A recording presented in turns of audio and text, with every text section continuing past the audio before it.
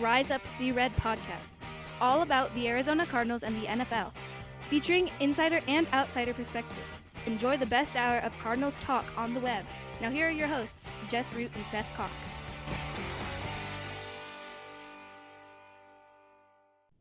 Hello, Arizona Cardinals fans, and welcome to the latest edition of the Rise Up See Red podcast. I'm your host, Jess Root from CardsWire.com, the USA Today NFL Wire site, covering, of course, the Arizona Cardinals. And with me is co-host Seth Cox from RevengeOfTheBirds.com, Arizona Cardinals site from SB Nation, and also a host from the original Draft Breakdown podcast. And it is officially the time to start subscribing. If you don't normally subscribe to that show, not only grab those free shows, become a patron on Patreon, where you can get, for $2 a month, you can get their bonus episodes, and for $4 a month, you get the bonus episodes and any of the articles that he and Justin put together leading up to the draft. This is the time of year to get to know everything, and then you can go back to previous episodes during the season as they talked about different conferences, games, matchups, and all that. And Seth was just telling me that you just posted your two of your most popular shows in terms of listenership than you've ever had, right? Yeah, and it's just getting to that point of the time where, people want as much information as they can get, and we discussed, the names that were finally entering the draft, guys like, CJ Stroud, Jordan Addison, Quentin Johnston. And then, we've been discussing, because the Cardinals are one of the teams that are dealing with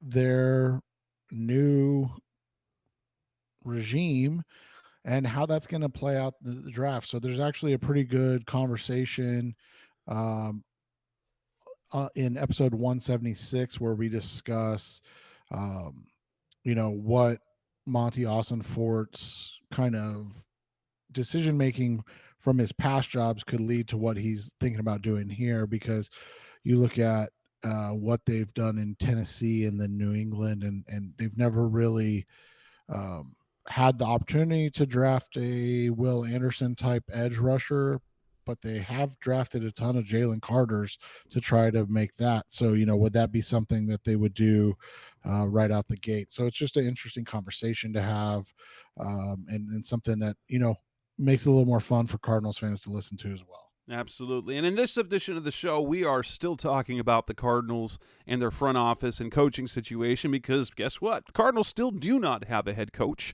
but they have 8 candidates. There's been lots going on. Things have been heating up on a couple of candidates. So we're going to discuss that, and also kind of a surprise discussion about a hiring in the front office of a position that, to my knowledge, that the Cardinals have never had. So let's go ahead and get started. On tap in this episode, what we're talking about is Sean Payton, Dan Quinn, DeMeco Ryans, and then also the hiring of assistant general manager Dave Sears. So let's start with, and then as well, at the very end, a revelation that we learned about the Cardinals general manager hiring that was actually kind of a bummer to hear about. But let's start with talking about Sean Payton. It felt like he was the number one popular target for Cardinals fans. Then with the hiring of Monti Ossenfort as general manager, it felt like things cooled. And especially because while they had requested permission from the New Orleans Saints to interview him, since he's still technically under contract with the Saints despite retiring a year ago, it felt like things had kind of cooled and maybe there wasn't the interest there. However, report comes out today, on Tuesday, that Payton, or I guess it was early this week, that Payton will in fact interview with the Arizona Cardinals on Thursday, and that after he had interviewed with the Broncos, there was supposedly a second interview scheduled that might or might not have been scheduled, but has since been pushed. And then on top of that, ESPN's Diana Rossini tells us in a report that there is a quote-unquote another team, surprise team, waiting in the wings to swoop up on Sean Payton. I don't know what to think about this, but it certainly makes for some interesting things. So, are you surprised that it's taken this long for Payton to be finally interviewed by the Cardinals? Yes and no. I mean, when you look at it, it's always tough when you're going with the general manager hire first. And by the way, it makes sense to hire the GM first, right? Like doing these in kind of order or whatever. But so it would make sense. And then, when they hired Ossenfort, like you said, it kind of felt like, because it felt like the entire time that if Sean Payton were going to be hired, that he would, I don't know if he would have carried the title of general manager like Buddy Ryan did back in 1993-94, but he would come in with an expectation of power over the roster. Yeah, and Ben Albright, who is a media member in the Denver area. and been keeping tabs on this whole situation. Want to make sure I get it. He's with KOA Colorado.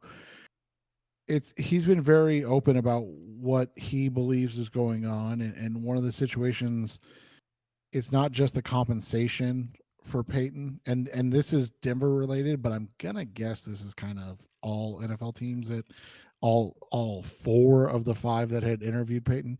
It's not just compensation. There are concerns about the amount of control he wants top to bottom.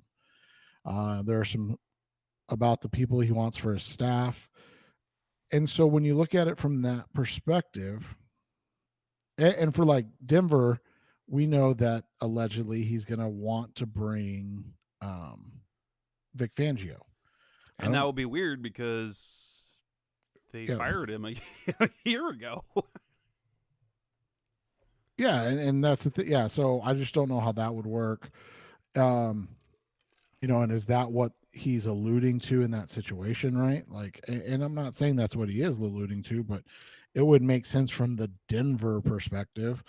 And we're not trying to break any news. We're not saying anything. We're speculating on this.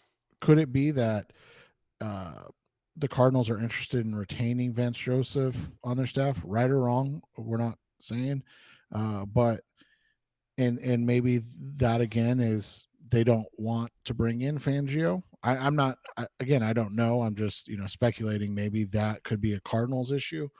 Obviously, the compensation, like we mentioned, and then let's be honest, the money is an issue, right? Man. I mean, well, there's a lot of things to consider because a team that hires Sean Payton or wants to hire Sean Payton is going to have to give him a level of control that a general manager might not want to have to deal with, especially when they're being charged with building a roster.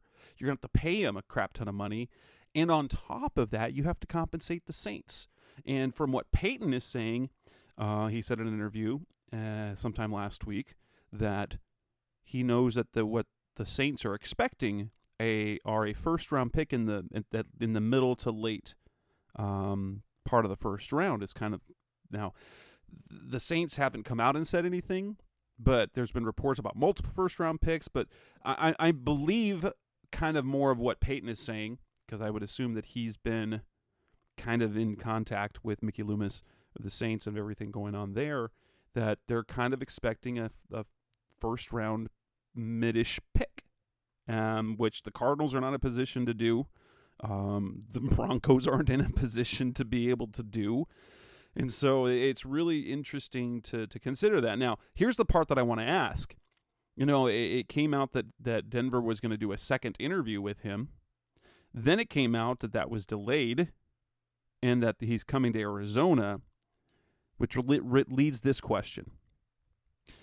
Is the Arizona interview simply leverage? And is this reported surprise other team out there also a leverage play by Payton's camp? Because to me, it feels that way. Because the fact that he hadn't interviewed with Arizona, and he's the one that kind of could have at some point last week, but did not. Maybe he was getting ready for his his studio work for Fox, but doesn't it kind of feel like that he's trying to create leverage where there might not be, because it's now coming out that the interest in Payton might have cooled because of all the factors involved, and that he's trying to create some leverage. So let's leverage Arizona against Denver. Let's say that there's a surprise team out there that might come out if things don't come out. And I don't know at this point, does Payton, other than just hearing what he has to say, just leaving no stone unturned, does Sean Payton even make sense for the Cardinals anymore with the decisions they already made with their front office? I think there's a couple of things. I think one, again, it's the easiest thing to get an idea on. And so, I've talked about that already, but like, you just look at it, and the reality is they spelling out Payton and Fangio is the easiest thing to visualize, right? Yeah, totally. And so there's just nothing to it at that point. So I think in that sense, it's why I think a lot of fans are okay with it, especially, obviously Peyton's background and work with Drew Brees makes him an ideal fit. Hopefully for Kyler, I think for a lot of fans, it gives Kyler the best opportunity to be successful. And again, that's what, even if you want to move on, the reality is that that's 2 years away. And so why not find the guy who could potentially get the most out of him? So, all of that makes sense. But for me, the big thing is you have a guy that is explicitly, and maybe saying is the wrong thing, but explicitly making it known that he wants a lot of say in everything. And I'm not opposed to that. You and I have had this discussion about the lack of say and control that Cliff Kingsbury had, and that it was, detrimental in the end. But the reality is you can't just expect to hire a new GM and give him no power. Right. And so to me, the hiring of Ossenfort doesn't give the road to coming up with Sean Payton. In fact, it just feels like there's other people that make sense more than him, if you are looking at it just from how this all pulls together. Right. And especially when you have Ossenfort talking about, a Cardinal way, complete unification from top to bottom as to goals. Sean Payton, as good as a coach as he's been, does it feel like that he would come in and immediately align with Bidwell, Ossenfort and company? That would be a hard sell, right? And I've told you this off the air. My biggest concern with Payton is that this is, and it's probably a lot of it's just being a jaded Cardinals fan, but this is 100% a move that you see the Cardinals make. This has the potential of a Denny Green move. Right. This is like Denny Green with a better pedigree, but he came in with a 60, winning more than 60% of his game. He hadn't won a Super Bowl, but he had some really great success with those Viking teams. And the Cardinals themselves experienced zero success with him. That did build the base for what Wissenhunt did, but nonetheless, it was disappointment. Right. And it also just feels like it could be one of those situations where you get a guy that may not be completely invested. And I'm not saying that he wouldn't do a great job or work his butt off or any of that stuff, but like, it always makes me nervous when a guy is demanding $25 million and control of everything, because then there's really no checks and balances, right? And this guy is kind of in charge of everything. He kind of rules the roost, and then he's also the second highest paid coach in the NFL. And I have no problem with the compensation of that. Like if Sean Payton has turned around an abysmal moribund franchise and won them a Super Bowl. I've seen people come to the like, oh, well, he only won one Super Bowl. Okay, well, that's one more than the Arizona Right. Cardinals have in their entire history. It's 9 playoff seasons, 9 playoff appearances in 15 seasons. For a team that was, their fans wore bags over their heads at their games regularly. They weren't the Saints, they were the Aints. This was a team that was mired in as much sadness as Cardinals fans, only Cardinals fans care less when the Cardinals are bad overall. And so, Right. like, you know, he only won one Super Bowl, but look what he did. He took a team that was historically bad, took it to its 15 years of success, 9 playoff appearances. I think it was 9 double-digit victories seasons. And the Cardinals, since they moved to Arizona, have had 1, 2, 3, 4 seasons with double-digit wins. Right. 4. And they fired a coach that got them one. And so that's the thing, is like, you know, it's tough in and of itself to see this all working out. But if they are able to get him, and they get him for the 34th or 5th pick, however you want to label that. It's the 34th pick technically, because Correct. The Dolphins don't have a first round pick. So. Yeah. But, if you get him for that, okay. I mean, I think that's a high compensation, but if you truly believe that Sean Payton is the answer to what ails this team, I don't think that's paying too much.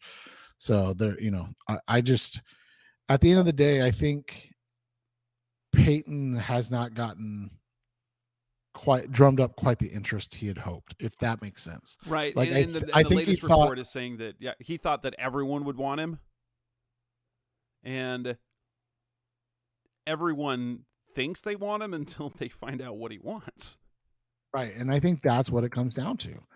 I think you had a lot of teams that were interested, and then he came in and I don't want to say demanded, because we weren't in the room, but like, he's saying like, this is what my expectation levels are. And they're going, oh, okay, maybe we don't, because this is the thing. Again, the money, the power, the compensation, all of that is fine in and of itself. But when you combine all three, that's where it gets tricky, right? You're paying him a lot of money. Right. You're paying him either the second most or the most in the NFL, depending on if he gets 20 or 25 million. You're taking draft capital away to do it. Right. You're taking the draft capital away, and then you're giving him the keys to everything and saying like, hey, bring in the coaches you want.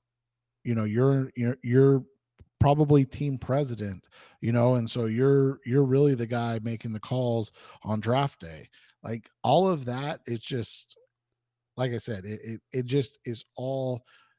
If he came in at 10 million and wanted that, and you were going to get him for, a 5th and a 6th round pick, I think teams would be like, all right, we're in. But like the 20 million, the first round, the expectation that he's going to be the guy making all the decisions and finalizing things, I think that's tough for a lot of teams to swallow. Yeah, and with the Cardinals especially,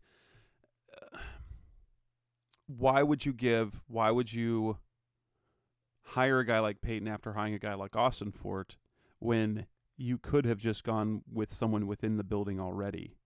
And right, you could have just promoted Adrian Wilson or Quentin Harrison, just told them like, hey, we love you guys, we respect you guys, or kind of given them kind of the co-situation, but really it's Payton that's making the calls. Right. Yeah.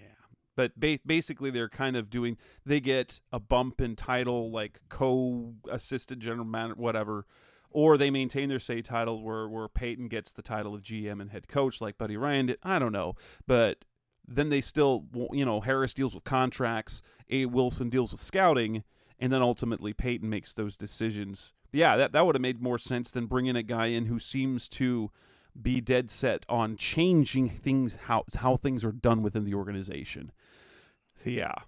So coming up next on the Rise Up Secret podcast, the best of Cardinals talk on the web. Let's move on to another guy that came up since our last show, and that is Dan Quinn, defensive coordinator for the Dallas Cowboys, who has been interviewed by the Cardinals and is coming in for an interview again.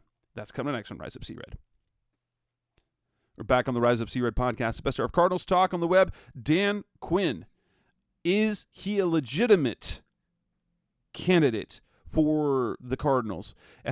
He was the last of the 8 names to come up, and he had a virtual interview on Saturday, and then reported on Tuesday that he was being flown in Tuesday night for his second interview. I will say this, since they're flying him in at night, you know what this has a feeling? You know how this feels like? This reminds me of the Bruce Arians, because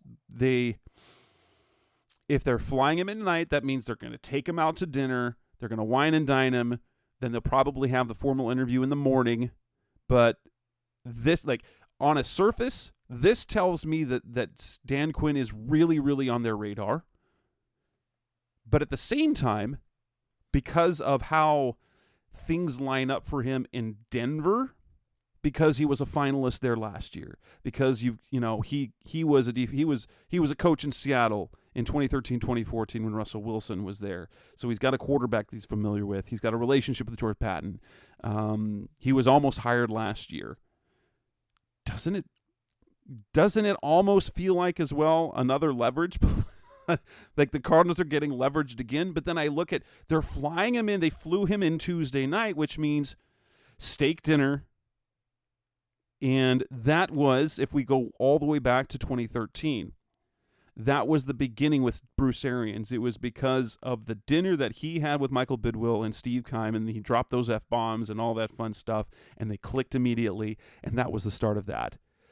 So Dan Quinn becomes in as the last of the 8th of the 8 names that we know are candidates. What do you think of everything with Dan Quinn so far? Because he comes with the pedigree. He's been a head coach before, so it would not be his first rodeo.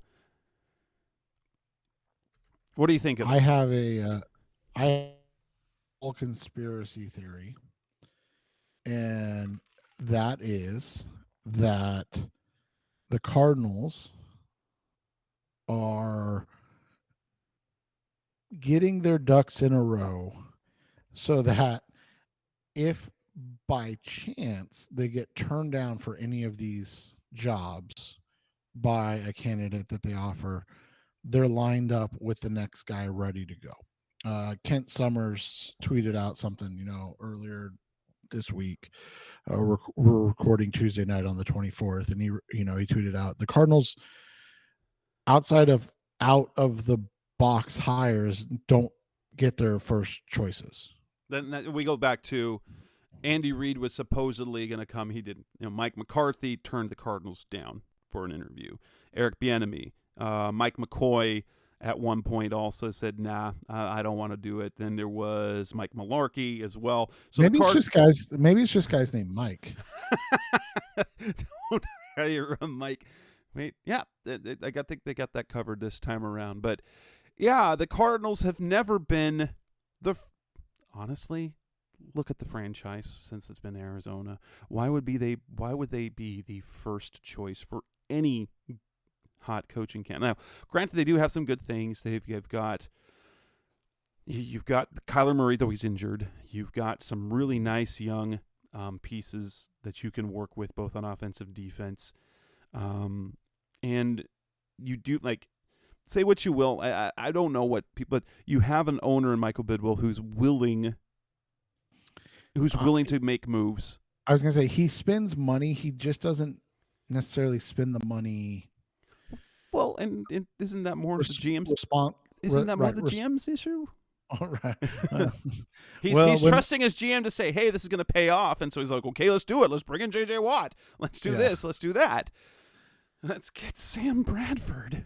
Yeah. So, I mean, and that's the thing. So I think Quinn thing is literally them just lining guys up. And so it's like, and so when we came into this, the thing we had heard was that, their number one target was going to be Sean Payton. And, whether or not that was accurate or true, and it just changed with how Payton has presented himself throughout this process.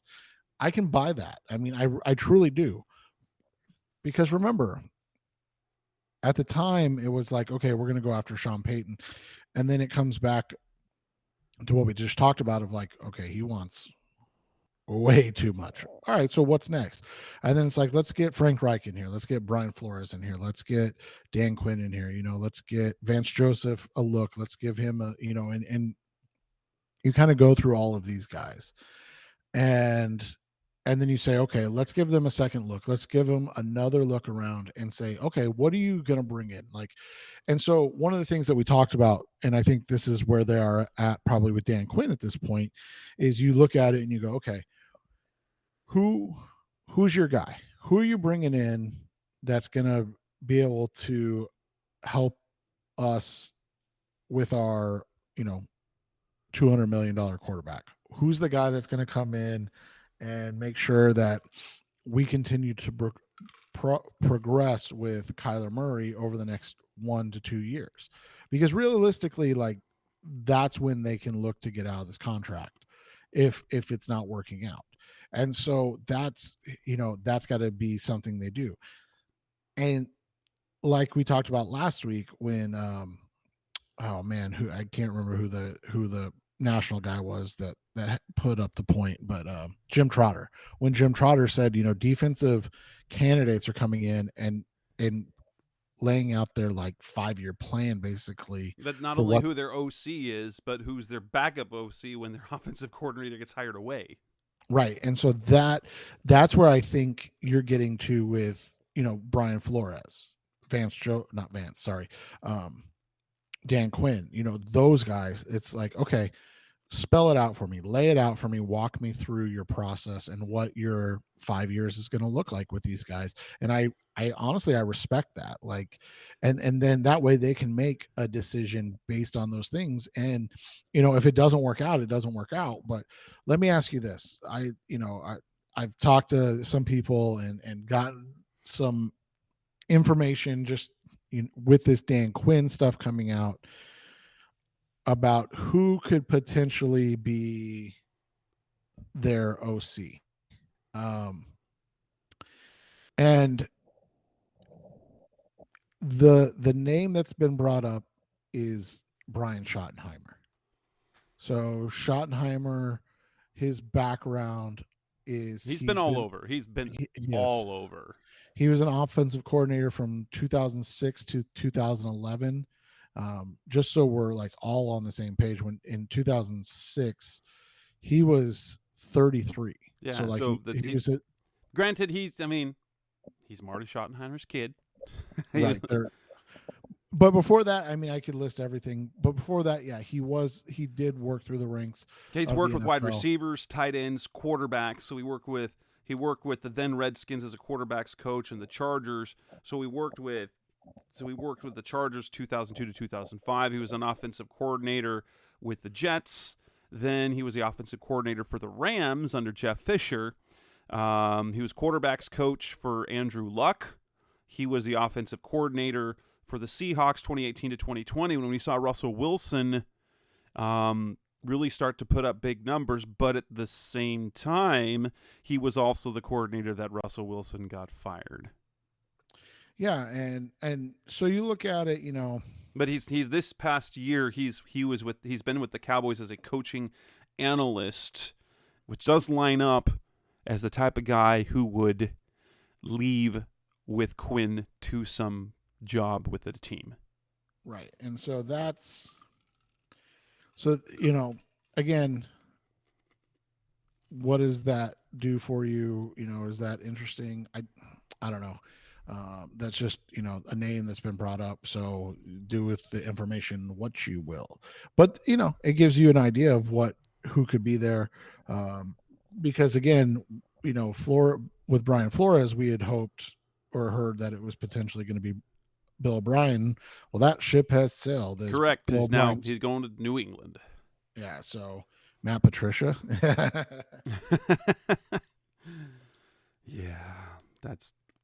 So that'd be, if you look at his time when Dan Quinn was head coach, his greatest success came when he had Kyle Shanahan as his offensive coordinator. Those were the 2 years that they were really good. That's when they went to the Super Bowl. And then the success that they had offensively after that was not the same. It just wasn't the same after Kyle Shanahan left. And so let me ask you this. I know we're going to get to the other candidate potentially, but what are your thoughts on this idea that they're lining up multiple candidates? Because it's now come out that Monti Ossenfort, who you and I, for the record, both are, we both are excited about that hire. I don't think we have any real negatives about that hire. That being said, allegedly per Jay Glazer, he was not their first choice. Right. And we will get to that a little bit. But yeah, it just shows again the Cardinals don't get their first choice. So you look at who is their first choice, or maybe Payton was their first choice and they're a little bit leery about it. But look at the candidates they got up. And I would be fine with that. Like if they're moving on from him because of the ridiculous demands, I 100% think that's reasonable. But then you've got a bunch of guys, you've got a bunch of these are a lot of retreads and newcomers. So you got Frank Reich just fired. You've got Vance Joseph was fired as a head coach. Brian Flores was fired as a head coach. You got Dan Quinn was fired as a head coach. At the same time, and then you've got your guys that haven't been there yet. You got Aaron Glenn from the Lions. You've got Ejiro Evero from the Broncos. The guys that haven't done it yet, and so you wonder, well, what's the best way to go about? So you've got there's a long line of coaches who have failed their first time through that have had great success the second time because they kind of learn what worked and what didn't work. They kind of change. And so you've got yourself some nice. You've got some. And then you've got DeMeco Ryans, who is the hot guy, the guy that seems to have all the momentum, but just had too many interviews last weekend and everything like that. So you've got Reich, you've got Vance Joseph, you've got Dan Quinn, all of those guys who have been there before, and Brian Flores, and is there one that's better than the other? That's when you don't know. Let me ask you about this. So you and I were big on Reich. 2018. I wanted him to. Yeah. I don't know why he wasn't considered in 2018. And so he goes to Indy as the head coach. His 5 seasons in Indy, he had 5 full seasons in Indy. He had 1 losing season. 10-6 made the playoffs, won a playoff game. 7-9, 11-5 lost a playoff game. Had to deal with Andrew Luck's retirement, so he had a Jacoby Brissett year. And then went 9-8 last year. Didn't make the playoffs. And even in being fired this year, he was 3-5-1. So I mean, it's not like he was like that was a terrible Matt Ryan this year. So let me ask you this: my concerns are that personality-wise, I think we talked about this. He's a little bit like Cliff, little laid back. My other concern is he's going to be 62. And, well, guys can coach into their 70s. Is it what's the word I'm looking for? I mean, well, let's be honest. That no Cardinals coach has ever made it past 6 seasons. So to think like he's going to be a long-term answer, that's kind of a stretch.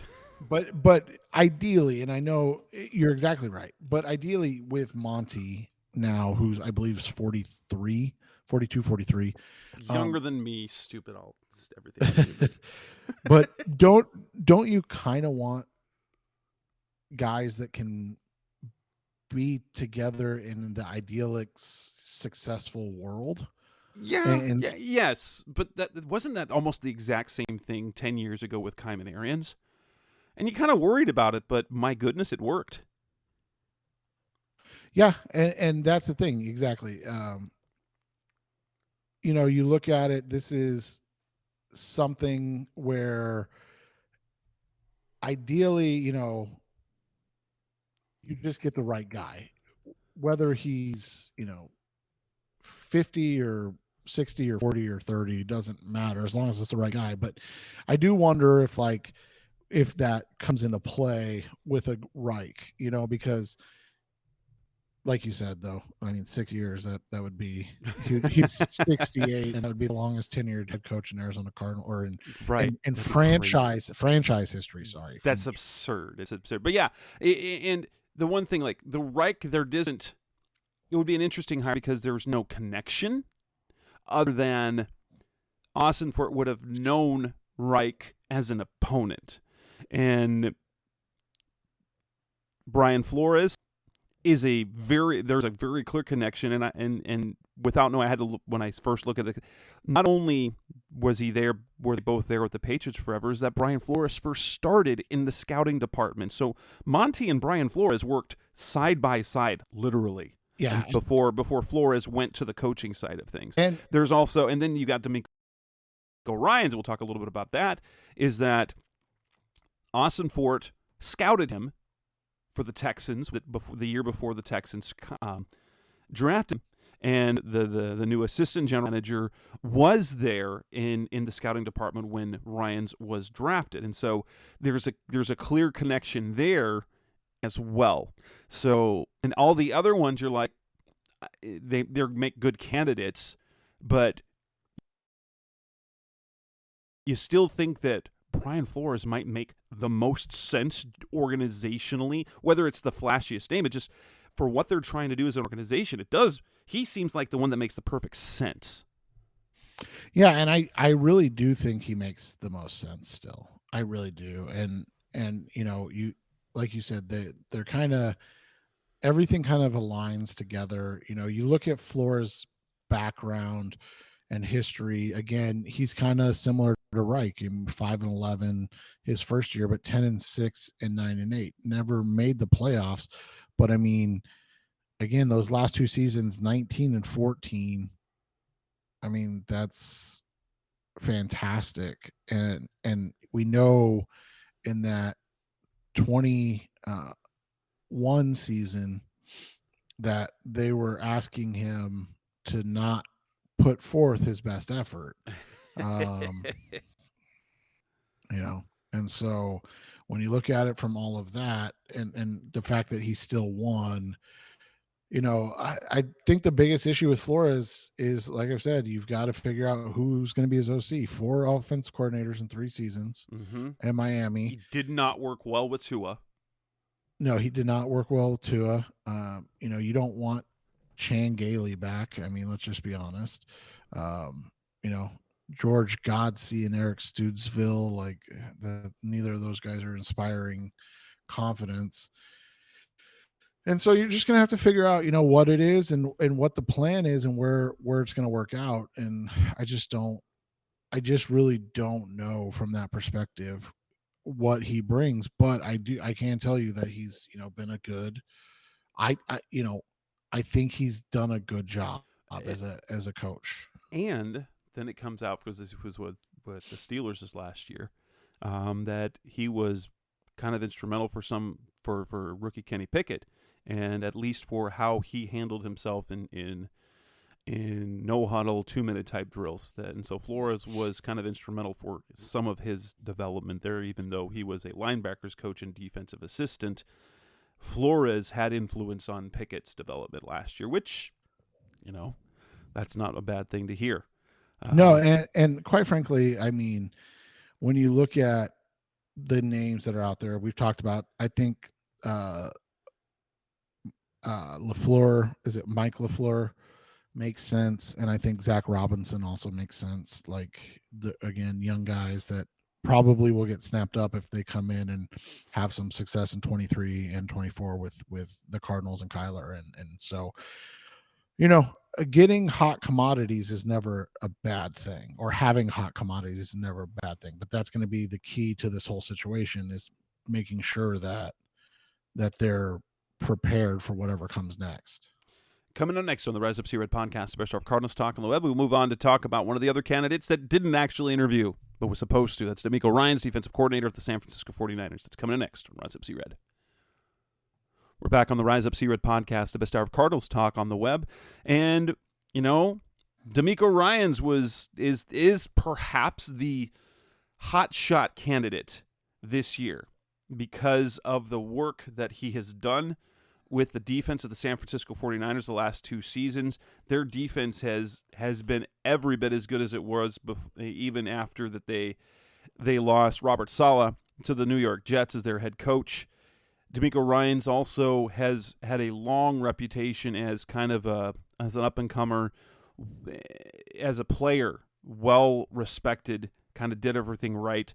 J.J. Watt came out and said, when he was drafted, one of the first things he got a place that was basically on the same street because of DeMeco Ryans, because, hey, if he thought it was a good idea, it must be a good idea. That's how respected he was in the locker room. He's made his way up through the coaching ranks rather quickly, and those San Francisco players rave about him as a leader, which makes you super, super excited for what he could be as a head coach. However, he had 4 interviews lined up last Saturday, the day before the Cowboys and 49ers were to play in the divisional round of the playoffs.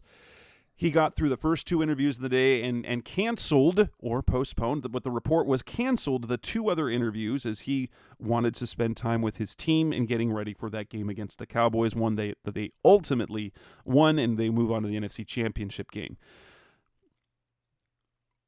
When the report came out that he canceled one of the Cardinals and the Colts, what was your reaction? Was it one of, how the heck did he end up with 4 interviews in the same day, the day before a game? And 2, did it feel like he was spurning the Cardinals, or was it just logistical? I think it was just logistical. But, you can't. It's always going to look worse than it is, so you just deal with the situation as it goes and kind of go from there. Yeah, and the question comes down to this is, was it canceled or postponed? Did he say, hey, let's reschedule this, and it turns out that now the Cardinals and no one can talk to Ryans until after the NFC title game, so not till next week when they have the bye before the Super Bowl. No talking the coaches on any of those staffs this week, and so it's not going to be on a new week. So we won't find out for a minute, and maybe that'll be too long for the Cardinals. Maybe they'll have their coach decided by the end of the week, and if not, and if so, was it a case where DeMeco, if they really wanted DeMeco Ryans, and if they really wanted him, you'd think that they wait for him, right? Yeah, exactly. And so maybe it was being spurned. Yeah, maybe it is. My thought process is, until they hire somebody or they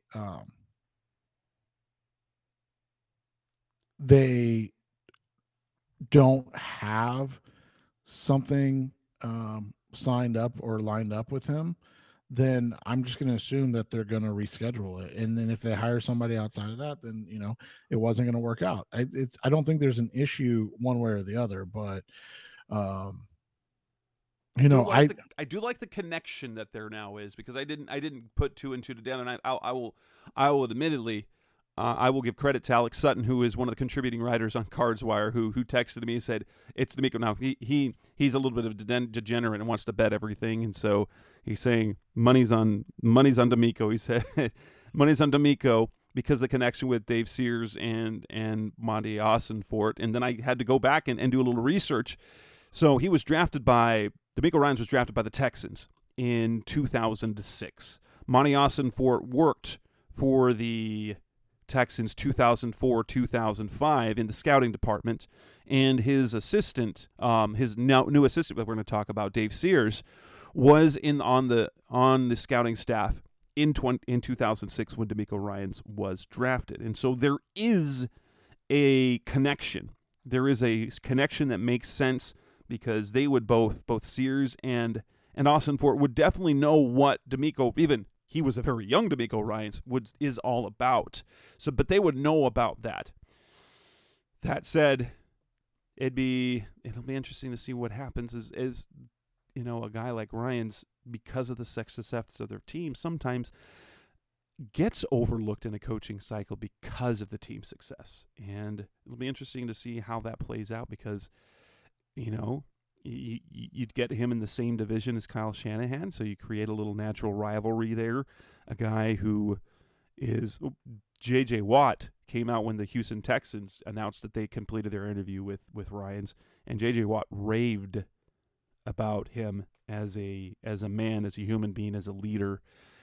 It's the type of candidate that you would get excited about more so. So this is is he more than say a Vance Joseph was or a Steve Wilkes was coming out because they'd never been a head coach, had some defense coordinators, but the difference is his defenses have been elite the past 2 seasons. They have, but that's the thing too, is like you look at and I'm not downgrading what he's done, and so I don't want anybody to think I am. But he has the best linebacker in the NFL in Fred Warner. And right next to him, one of the better ones in Drake Greenlaw. Right. And the best pass rusher in Nick Bosa. And that's what I was going to say, and the best pass rusher. So it's really hard to be like, oh, it's going to come to Arizona and, they're going to have, well, maybe you get Will Anderson and he's a top 5 game-changing pass rusher, but you have some like you've got your Isaiah Simmons and Zaven Collins. You have to be excited about those. You've got your Buda Baker, Jalen Thompson. Well, and that's what you have to hope is that he is able to. He can unlock the talent. Maybe right. You can't expect any of them to be Fred Warner, but could they be great? Could they be Dre Greenlaw and the other guy who's Al Shazier, I believe it is? Mm-hmm.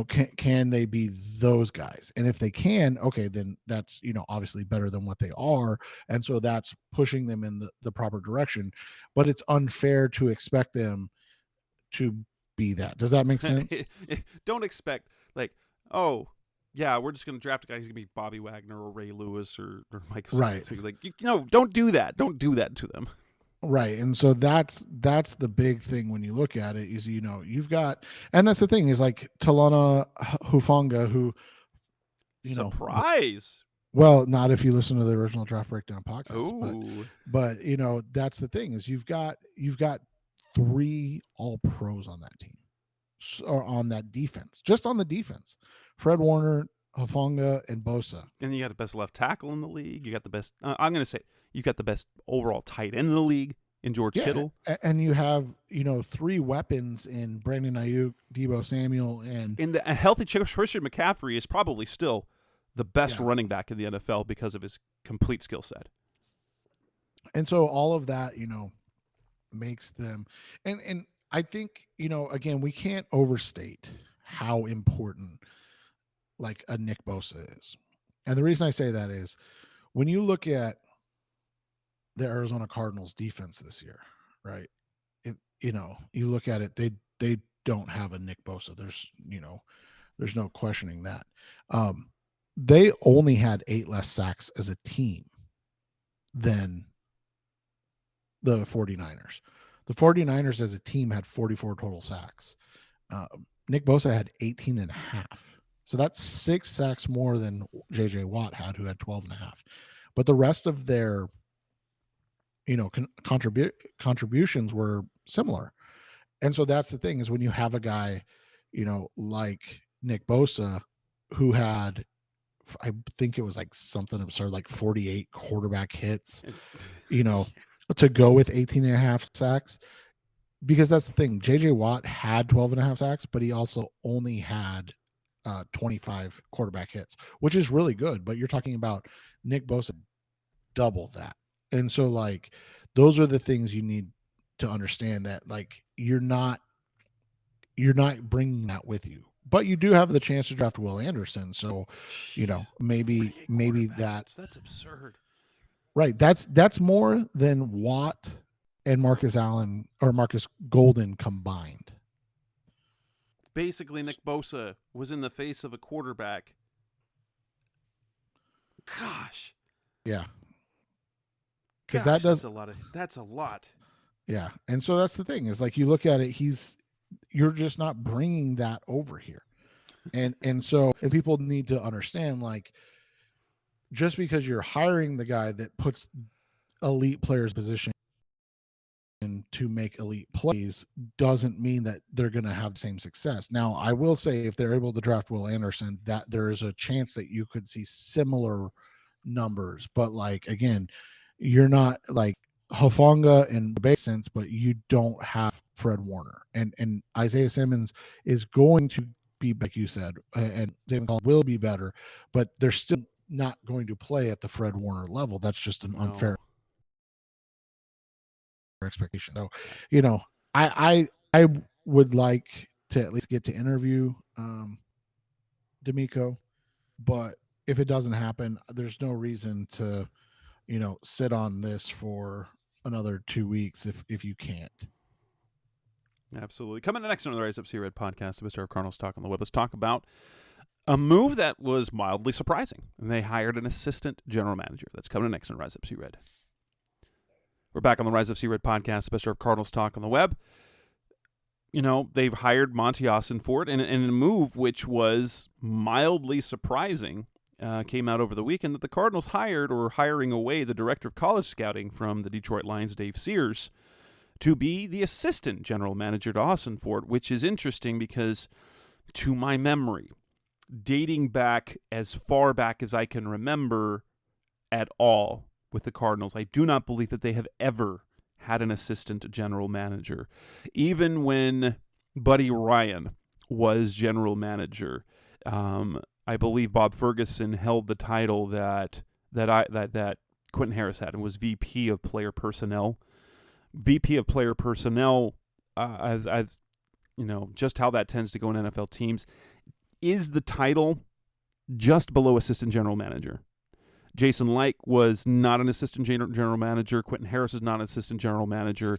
Rod Graves does not have an assistant general manager. I do not recall a time in Cardinals history, at least in Arizona, where they had an assistant general manager. And so so my initial reaction was, well, that's weird, but good. So Ossenfort was able to get his guy, a guy he worked with side by side in Houston way back in the day, to poach him from, who's the director of college scouting over in Detroit, who's had some pretty good drafts recently, to be his right-hand man. But it overlooks both Adrian Wilson and Quentin Harris, who have those other titles, and it says that maybe they are not, they're letting Monty do his thing, which seems to signal perhaps a soon coming goodbye for one or both of those other guys. Yeah, it feels like it. And, you mentioned what they've done. So in the last couple of years, you look at it, you've got TJ Hawkinson, who they traded away for, good draft picks. But they also were able to draft Amani I can't pronounce his name, but who's a starting corner in this league, and a good one. So that's not a bad thing, right? Warrior, thank you. They, were able to draft Jeff Okudah, who has been injured. DeAndre Swift looks like the real deal. Julian Williams, woo! Yeah, Julian Aquara has had a good, introduction into the league, and looks like he's going to be a guy that can help out as a two-way linebacker. So you've got a lot of, success. And then you mentioned it, Penei Sewell, and Alan McNeil both kind of stood out this year. In year 2, Amon St. Brown is a dynamic weapon at receiver, averaging over 1,000 yards a season in his first 2 years, which is, that's a 5th round pick or 4th round pick. That's putting up 1,000-yard seasons. And remember, they had, I think you were the starting quarterback last year for the Lions. I don't remember off the top of my head, but no, but they resurrected Jared Goff. Right. And so you have that. And then, like this year, I mean, it's really easy when you have to take Aiden Hutchinson. Oh, wow. But think about the fact in the 6th round, they picked a guy in James Houston out of Jackson State who had more sacks than anybody not named J.J. Watt on the Arizona Cardinals. And by the way, he played in 7 games. And he finished with 8 sacks on the season. Wow. 8 sacks, 11 quarterback hits. He missed most of the first part of the season with an injury. So that's the thing. It's that's nice. And then you look at this. That's the type of scouting process, because Ossenfort said he wanted to change how things were done in the organization. Not necessarily that the way that Cardinals have been doing it wrong. It's just the way that Ossenfort wants to do it is different. And he's bringing in a guy who's done it, I'm assuming it's the same way for Detroit, and have had very good results. They have, and again, we talked about the Ossenfort stuff, but you look at their drafts, since he took over, and you've got corners, heavy defensive linemen, heavy offensive linemen, and then they sprinkle in those wide receivers or tight ends or running backs. Like, they always draft one, but they're in different spots. It's not like they're just it's not like they're going to the well every time. And so you look at it, like TJ Hawkinson was drafted top 8. He's a 2-time Pro Bowler. Can you remind me the last guy not named Kyler Murray that made a Pro Bowl the Cardinals drafted? So you have that. And then you've got Jonah Jackson, who's a 3rd round guard that they picked, a Pro Bowler. Again, like, when was the last time the Cardinals picked a 3rd rounder that made the Pro Bowl? Those are situations where you look at it, and the guy that's the director of college scouting is saying, here you go. And it's one more thing that you and I talked about last week, and I think this is a big deal. Remember, we mentioned that Monti Ossenfort was going to be behind because he was the director of pro personnel for the Titans, wasn't he? Yes. And so he was going to be a little bit behind in the draft process because he couldn't take the reports that the Titans had already and all of this stuff. Well, guess what? Now he just hired the director of college scouting from the Detroit Lions to be his right-hand man. So all of a sudden, you're not leaning on Arizona Cardinals scouts. You're still going to lean on them, but you've got the guy that's nailed picks like Hawkinson and Aquaro and Jackson and Penei Sewell and Alan McNeil, like Amon St. Brown, like you've nailed those picks, and you're getting that guy that helped make those picks, and he's going to be here for this draft season. So it's not going to be the Steve Keim guys that are feeding information to Monty. They will still be, but you have now a check in Dave Sears, who's spent his entire year as the director of college scouting looking at the 2023 NFL draft. Coming next on the Rise Up See Red podcast, the best hour of Cardinals talk. And let's talk briefly about a report that came out over the weekend. Oh, no, it came out on... So we recorded last Tuesday night. It came out Wednesday, and then we posted the show. So something about the Ossenfort hiring that's a little bit sad. That's coming next on Rise Up See Red. We're back on the Rise Up See Red podcast, the best hour of Cardinals talk on the web. Last week on Monday, the Cardinals announced the hiring of Monti Ossenfort. We talked about it in detail. He was introduced to the media on Tuesday. We talked about it on our show Tuesday night, published a show on Wednesday. But before the show published, on Wednesday morning, there was a report that said that one of the guys the Cardinals interviewed, Chicago Bears assistant general manager Ian Cunningham, actually turned down the job. Not just this job, but also another job with the Titans. But so Ossenfort wasn't the Cardinals' first choice.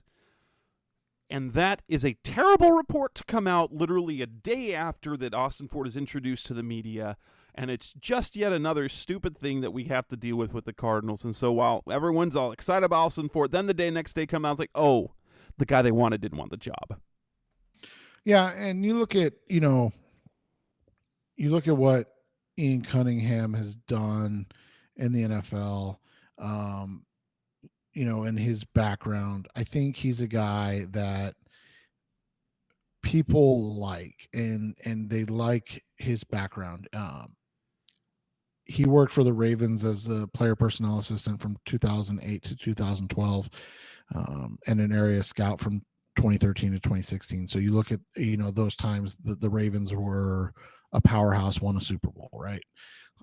So obviously, whenever you get the Ravens name mentioned, people tend to, no pun intended, flock to that, right? Because you've got a good history. Then you've got him with the Eagles from 17 and 18. And I believe he was there when they won the Super Bowl, if I remember correctly. Yeah, that would be, yes.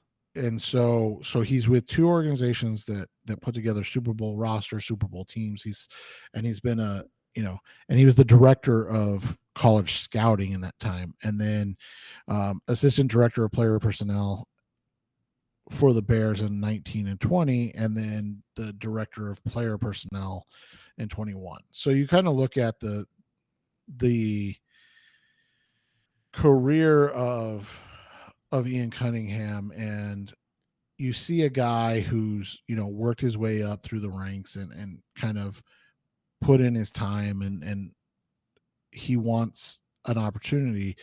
It is interesting. So, when he was with the Bears, they went 8-8, and then 6-11, and then he was promoted to director of player personnel in 21. They went 6-11 that year, and again, I'm not, it is what it is. But and then obviously this year 3-14, the worst team in the NFL, the first pick in the NFL draft. So it is interesting that there's a couple of things about this. One, the Chicago Bears equally have a negative reputation from a management standpoint as the Arizona Cardinals. Remember, their owner, Miss Virginia McCaskey, is literally 100 years old. And, since she took over, they won a Super Bowl, and then, they've been the Bears, which is, still probably better than the Cardinals, but, not by a whole lot. The second thing is, I get having the first pick in the draft, but as the director of player personnel, you're less involved in the draft process and more involved in the free agency process. Now, I'm going to be honest, I did not look at their salary cap space in this offseason, but it is a bit peculiar. Oh, and they have the most cap space, $92 million. So maybe he just wanted to have some toys to play with one last time. I don't know. I honestly, I don't let that bother me, because a lot of times there's stuff that we don't know, and some of it can be straight up the fact that there's something potentially in place for him down the road, and maybe they have an idea of something that they're going to do with him or utilize him in a way that makes him want to stick around. And he was, getting these interviews, I don't want to say out of the way, but out of the way, so he's prepared when maybe a different / more prestigious position comes open, if that makes sense. Yeah. I mean, the main thing is Cunningham. Well, interestingly enough, because he was among the general manager candidates, it's the one that kind of was the hot name around the league. He'd been part of the accelerator program. In fact, that's where Michael Bidwell had talked at length with him at. But it just was a bit of a downer. You're like, of course, after they introduce their new general manager, we find out that he wasn't their first choice. But we should be used to that because the Cardinals often don't get their first choice, and it's probably one of the reasons why they've always promoted from within. Yeah, and that's, you wonder if, again, not trying to say anything, but like the devil type of situation. Yeah. Like I know what I'm getting into with Virginia McCaskey. Like I know what I have there. And he doesn't with obviously with Michael. And so he's just like, I don't know if that's where I want to go the first time. And let's be honest, with the Titans situation, firing the GM and keeping Mike Vrabel, it makes it a less it's an interesting scenario. It's just weird. Right. It makes it a less intriguing place to be if it's not your guy. Remember, that's a big thing for a lot of people, is like, right, I want to be able to hitch my wagon to my guy. Right. And with that, let's go ahead and wrap up this edition of the Rise Up C Red podcast, the best of Cardinals talk on the web, episode 391. We still have lots to talk about, but until there's a head coach in place, we have the general manager in place, it's really going to be really hard to talk about the roster. So we will likely be back next week to talk about the playoffs and maybe a hiring, maybe more interviews. But that's Seth Cox. I'm Jess Root. Thanks for listening as always. Go Cardinals. Thanks for listening to the latest edition of the Rise Up See Red podcast. Listen to previous episodes and subscribe to the show on Apple Podcasts, Stitcher Radio, Audioboom, or many other podcast platforms so shows are delivered directly to your mobile device. Please give the show a 5-star rating and always support the sponsors who support the show. We'll be back soon for the best hour of Cardinals talk on the web. Rise up, Red Sea, be Red, See Red, and of course, Rise Up, See Red.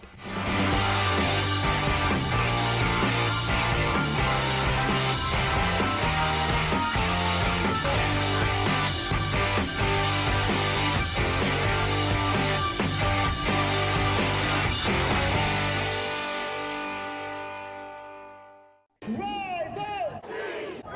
Rise